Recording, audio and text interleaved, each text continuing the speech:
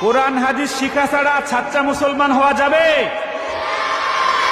কোরআন হাদিস শিখে হবে ঈমান ও আমলে হবে মুমিন মুসলমান। কোরআন হাদিস শিখে হবে কোরআন হাদিস শিখে হবে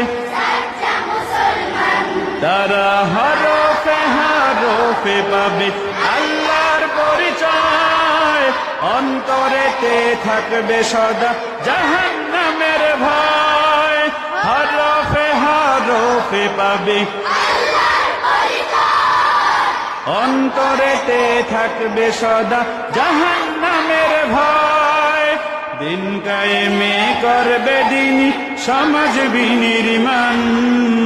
কোরআন হাদিস শিখে হবে সাচ্চা মুসলমান। কোরআন হাদিস শিখে হবে। ঠিক না বে ঠিক জোরে বলেন।